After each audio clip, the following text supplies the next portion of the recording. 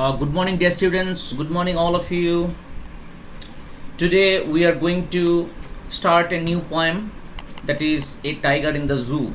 Okay, so let's go through the introduction of the poem first, and then we shall deal with each and every line separately. But before that, we should know what is the poem all about. So let's go to the theme part of the poem first. So as you can see here, the poem contrasts a tiger in the zoo with the tiger in his natural habitat. The poetess describes how the basic freedom of movement and free will of a tiger is curtailed when he is imprisoned behind the confined space of a zoo. So dear students, as you can see here, this poem is about what happens to a tiger when he is inside a zoo. And throughout the poem, the poet has made a parallel scene, that is a comparison between a tiger inside the zoo and a tiger in its natural habitat, right? So what happens when a tiger is in its natural habitat and what happens when the tiger is in the zoo? So the poet has shown us both the pictures, both the scenarios. Okay, what happens if a tiger is inside a zoo and what happens when he is moving freely in his natural habitat. The natural habitat of tiger is a forest, jungle, and so on, right? So let's find out the difference. We shall find out in the poem, of course, the difference between a tiger in his natural habitat and a tiger in the zoo, right? So dear students, we shall begin our poem very shortly. Let me just read out the theme first. Okay, the tiger in the poem is the metaphor for all the caged animals who are stripped of their natural habitat and therefore by restricting them to the miseries of the caged world. Okay, miseries of the caged world. They languish for the entire duration of their lifespan behind the caged cell of the zoo. Okay, so what happens, dear students? Like when a tiger is inside the zoo, his natural freedom of movement is curtailed or restricted, as a result of which what happens, a tiger loses the spirit, a tiger loses the zeal. Okay, the tiger becomes unhappy. The tiger is just a metaphor. All the animals in the zoo become very much unhappy. So that is what the poet has shown in this poem, right? Like as you can see here, the tiger in the poem is the metaphor for all the caged animals. Okay, tiger is the metaphor for all the caged animals who are stripped of their natural habitat and thereby restricting them to the miseries of the caged world.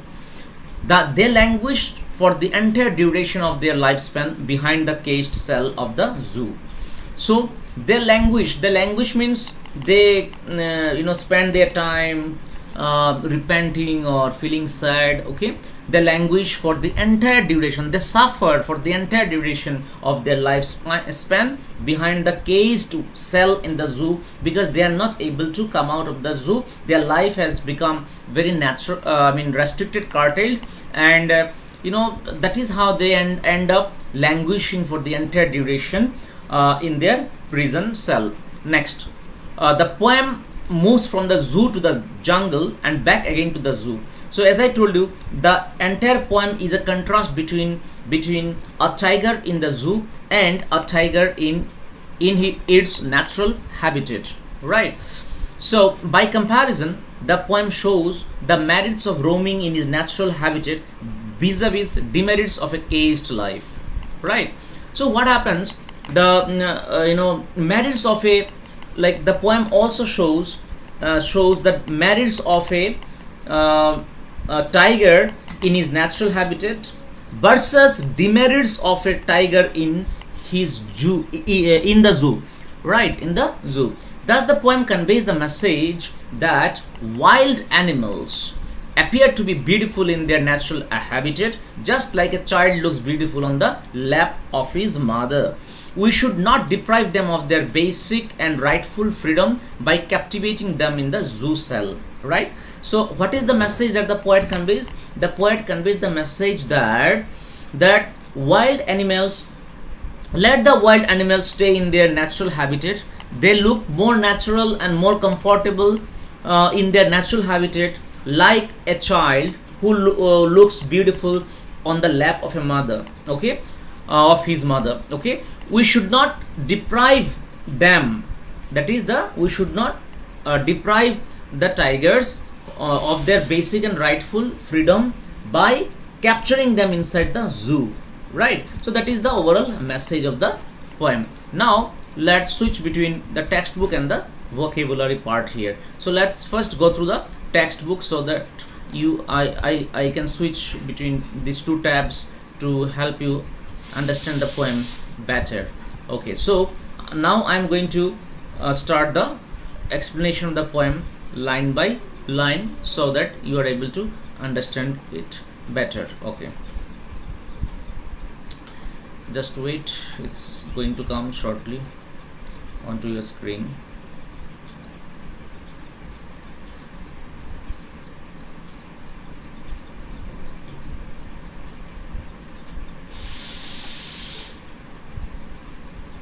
Okay, so dear students, as you can see here, almost the same thing is written here, what I've just spoken about. This poem contrasts a tiger in the zoo with the tiger in its natural habitat. The poem moves from the zoo to the jungle and back again to the zoo. Read the poem silently once and say which stanzas speak about the tiger in the zoo and which one speaks about the tiger in the jungle. So it's a switch, as I told you dear students, it's a switch between the tiger in its natural habitat and a tiger in the zoo. So let's find out which particular stanza deals with the tiger in its natural habitat and which particular stanza deals with tiger in the zoo. Okay, so let's start the text. He stalks in his vivid stripes the few steps of his cage, on pads of velvet quiet in his quiet rage. Stalks means walk. He stalks in his vivid stripes the few steps of his cage, on pads of velvet quiet in his quiet rage. Okay, before we understand the meaning of the words of the first stanza, first tell me which particular location does this stanza speak about. Is it tiger in its natural habitat or the tiger inside the zoo? How do you know? Just text me quickly, students. I am waiting for your response. Tell me, this particular stanza talks about a tiger in its natural habitat or inside the zoo?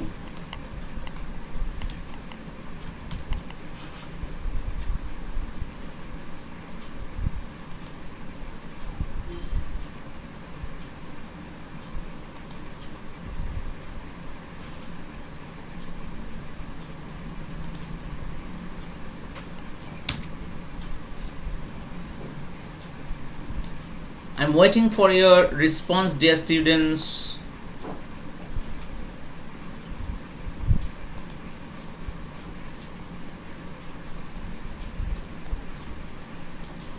Chat box. I can replace this, apply, and then close. This is the chat box. Jui, very good. Sanchita, okay. So tell me, how do you know that this particular stanza talks about a tiger inside the zoo? Which particular word tells you so? Which particular word tells you so?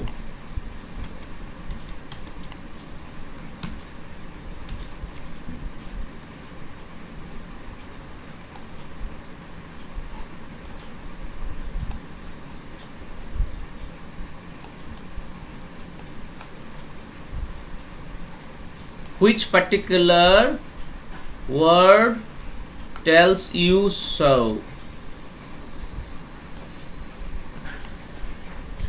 Okay, so Yes. Thank you, Sanchita, Athar, Vaishnavi, Manaja, and Anudipa. It's cage. It's cage. Number one, and number two, as you don't know the meaning, you are not able to tell me. It is rage also. Okay, rage. Rage means anger. So now let's study the vocabulary. First of all, we should know the meaning of stocks. Then we should know the meaning of uh, um, pads, right? And we should also know the meaning of rage. So please see this. Stocks means walk slowly. What is the meaning of stocks? Stocks means walk slowly. Vivid means clear. The meaning of vivid is clear. Stripes means lines. Pads means feet. Velvet, soft. Right, velvet refers to something which is soft. Rage is something which is anger. Quiet rage. Rage means anger. He is angry, but he is keeping quiet. That is why it is quiet rage. Sometimes it so happens to us as well. We are angry, but we don't show our anger. We just remain silent. So this is exactly what tiger is doing. Tiger is walking, pacing up and down the zoo, and is up and down the zoo in his quiet rage, means in his silent anger. He is angry. Okay, so the two words, that is cage and rage, these two words suggests to us that the tiger is inside the zoo. Okay, pads means feet. So you can, if you have a physical book with you, you can write down the meaning with pencil. Otherwise you can refer to my website.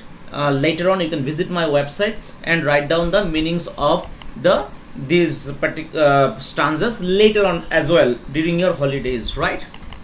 Okay, so dear students, see, now let's move ahead with the poem. Okay. He stalks in his vivid stripes the few steps of his cage. On pads of velvet quiet, it is about his feet in his quiet rate. Okay, with the help of his velvet pad feet, he is roaming around in his suppressed anger inside the zoo. He has anger, but it is not shown, right? He has anger, but it is not displayed. Next stanza. He should be lurking in shadow, sliding through long grass, near the water hole where plump deer pass. So first of all, you tell me which particular location is the tiger presently there. Which particular location? Okay, so you tell me which particular location is the tiger there. Is it in his natural habitat, or he is inside the zoo? So please do text me quickly, which particular location do you think the tiger is moving around at the moment in the second stanza?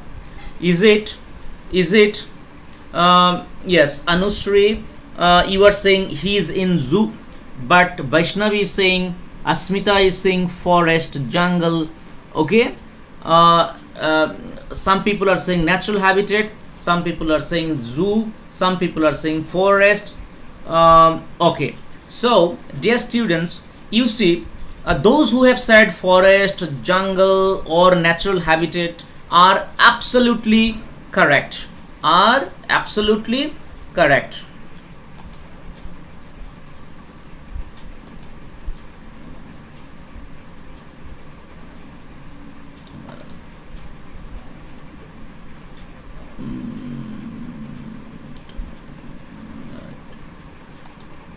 Okay, so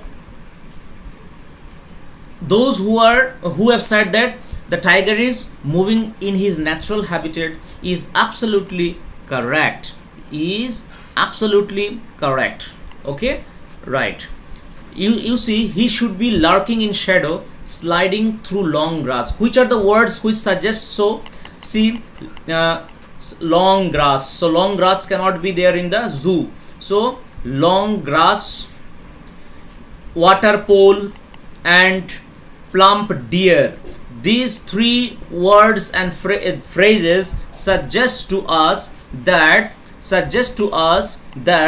the tiger is moving in his natural habitat, right? So he should be lurking in shadow, sliding through long grass, because the tiger normally, what happens, like sometimes the tiger gets inside the long grass in the jungle.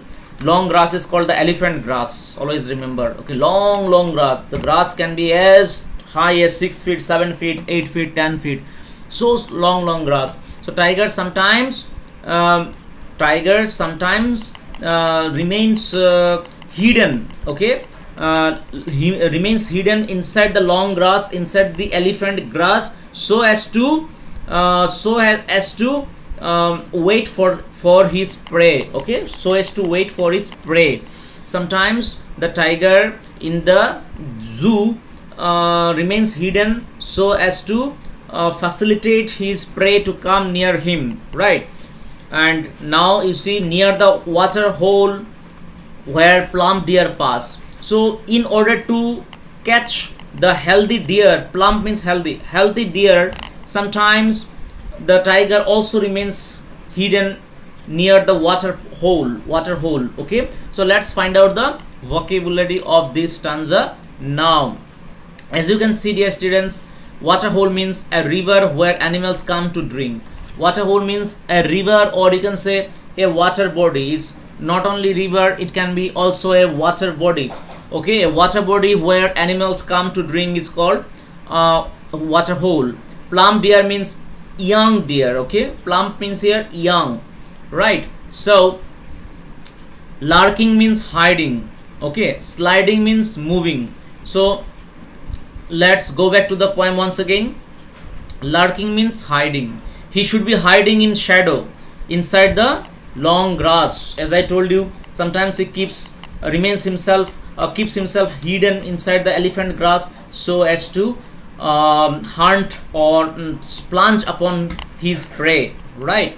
So sometimes sliding through the long grass in hiding position, and then sometimes he remains hidden near the water body where animals come to drink water, and then he makes the young deer his own prey, right? So this is what he does in his natural habitat. He has plenty of freedom in his natural habitat, unlike a tiger in the zoo.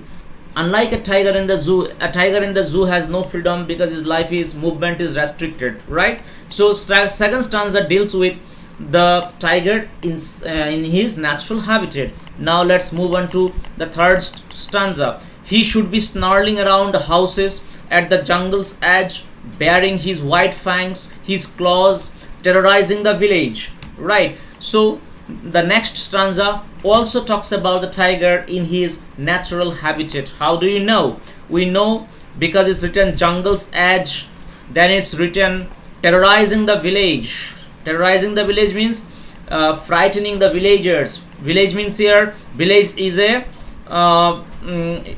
used collectively for the entire population of the village. Village means here the people of the village, right? So now again in this stanza, the tiger has been projected to be roaming around in his natural habitat. Okay, so what kind of an activity is he involved into while he moves around in his natural habitat? See, he should be snarling around houses. Snarling, the meaning of snarling you can see here, showing the teeth. Okay, showing the teeth. Jungle's edge means border of the forest. Edge means here for border. Jungle's forest means border of the forest. Bearing means showing. White fangs means white teeth, right? So let's understand the meaning of this stanza. He should be snarling around houses. So he should be snarling around the houses. So he is moving around showing his teeth. Okay, at the jungle's edge. So jungle's edge, because there is no you can say human habitat. There is no human habitat inside the jungle. So human habitat is there in on the outskirts of the forest, right, from where the forest will start, right. So there sometimes he goes near he goes to the edge of the forest. Sometimes he goes to the border of the forest, okay, where human habitat is there, and then he will show his white teeth. Fangs means teeth, okay. He will show his white teeth, and then he will growl, and he will terrorize the villagers, okay. He will frighten the villagers. So this is his natural activity. Sometimes while roaming along the forest, he comes to the edge of the forest, that is, he comes to the border of the forest, and when he comes to the border of the forest, he roams around, showing his teeth and terrorizing the villagers. Okay, next stanza you see, but he is locked in a concrete cell, his strength behind birds, stalking the length of his cage, ignoring visitors. But he is locked in a concrete cell. So you understand that here the narration shifts to the tiger inside the zoo once again. There is a switch in the narration. Sometimes inside the zoo, sometimes inside his natural habitat, right. So now again there is a switch in narration, okay. Now the location of the tiger is shifted to the zoo, okay. So how do you understand? We can understand this particular fact with the reference of some words, like for example locked. In the first line you see locked. The word locked suggests to us that the tiger has been referred to as in the inside the zoo cell, right. Then there's another word which suggests that it is inside the zoo. Second word is behind bars. Behind bars. Then we get cage, right. Then visitors. So where do visitors come? The visitors come in the zoo to catch a glimpse of a caged tiger. So these are some of the words and phrases which suggest that the tiger has been projected to be inside the zoo. He is locked in a concrete cell. Concrete cell means it's a zoo made up of stones, right, made up of stones, cemented zoo. His strength behind bars. All his strength has been confined inside the bars, okay. He cannot his strength, he cannot show his strength, he cannot show his majesty, he cannot show his entire power, okay, because it has been confined inside the zoo itself, okay. Stalking the length of his cage. He is walking, pacing up and down the entire length of his cage, okay. He is not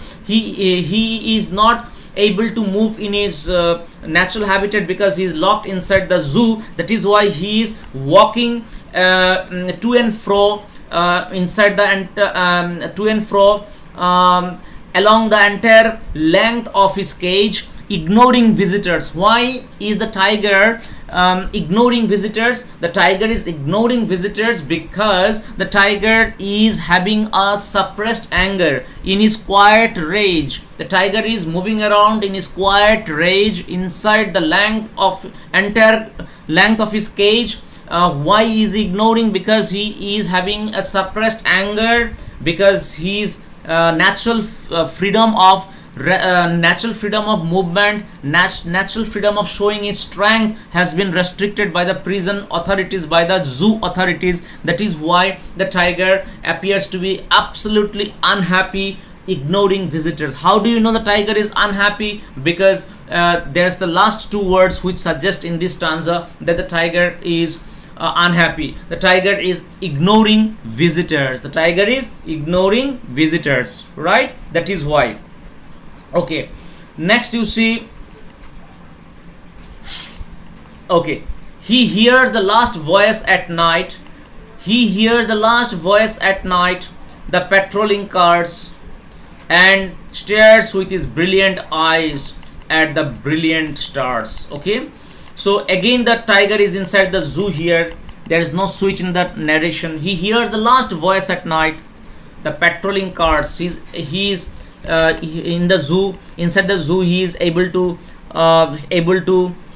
hear so much of sound, a variety of sounds. So okay, so he can also hear the sound of patrolling cars and stares with his brilliant eyes. He is able to stare with his brilliant eyes onto the sky in order to see the brilliant stars. Okay, so here the eyes of the tiger has been compared to the stars. Okay, the eyes of the tiger are very sparkling, are very beautiful, are very charming.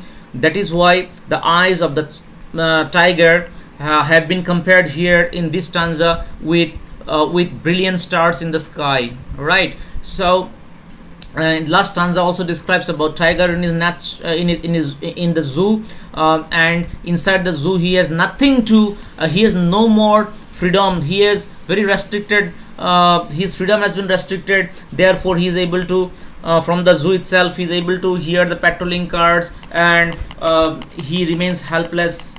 By being helpless, he is looking at the brilliant stars at night with his brilliant eyes.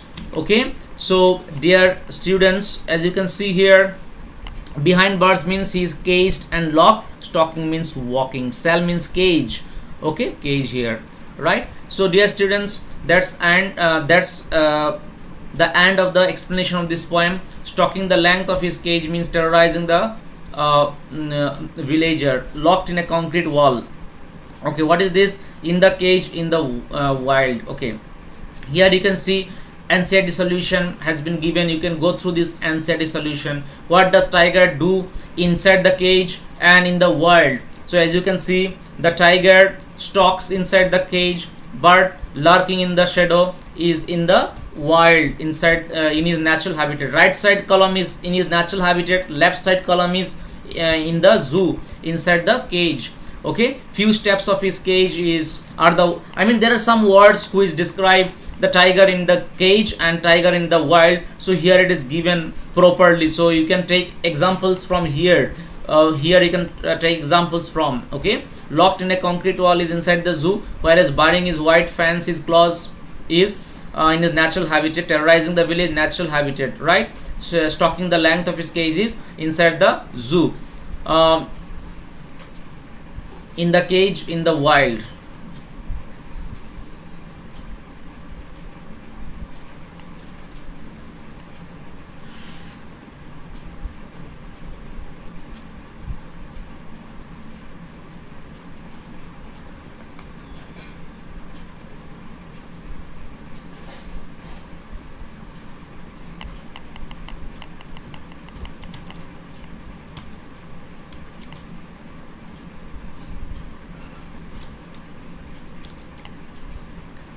You see here, behind birds, place where plum deer passes, patrolling cars is village. Here you can see number 2. You see the second sentence, brilliant eyes, refers to the dazzling and beautiful eyes which are the creation of the Almighty God, yet confined in artificial zoo, which is contrasted with the natural brilliant stars which are in their natural habitat. Yes, this particular interpretation, you listen, dear students. You see here, why is the contrast comparison given here, brilliant eyes with brilliant stars? Because see, tiger is having brilliant eyes, but in spite of having brilliant eyes, okay, he cannot move around, he cannot go for the hunting and all that, because he has been confined inside the zoo. On the other hand, stars are also sparkling, stars are also dazzling, and stars are also brilliant, okay, to look at. But here there's a comparison of stars given with his eyes. Why? Because stars are in their natural setting, right, in the sky. So they are in their habitat, okay, in the sky. Whereas in spite of having sparkling appearance or sparkling looks like the stars, okay, the tiger is inside the zoo. Okay, so in spite of having brilliant eyes, in spite of having such a brilliant sparkling eyes, such a pair of brilliant and sparkling eyes, the tiger has been kept inside the zoo, right? So that is why here the comparison has been made between the brilliant eyes of the tiger and the brilliant stars. Brilliant stars are in the sky, in the natural environment, whereas in spite of having brilliant eyes, the tiger has been confined inside the zoo, right?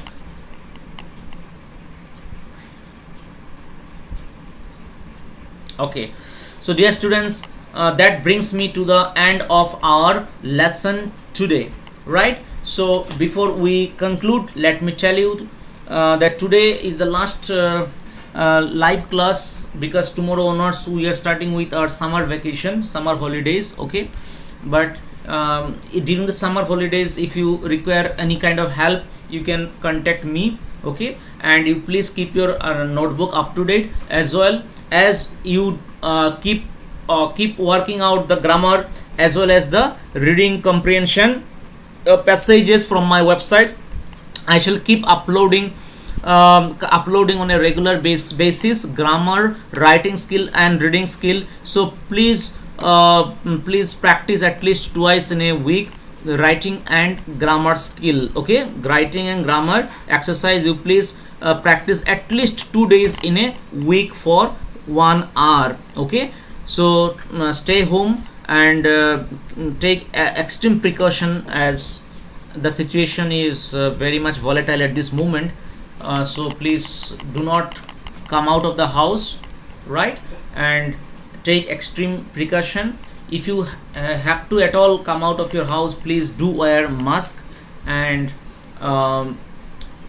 maintain social distancing, maintain the face hygiene, maintain the hand hygiene. Okay, keep following the COVID appropriate behavior, so as to keep yourself and your environment safe. Thank you so very much, dear students. Take care. Have a nice time.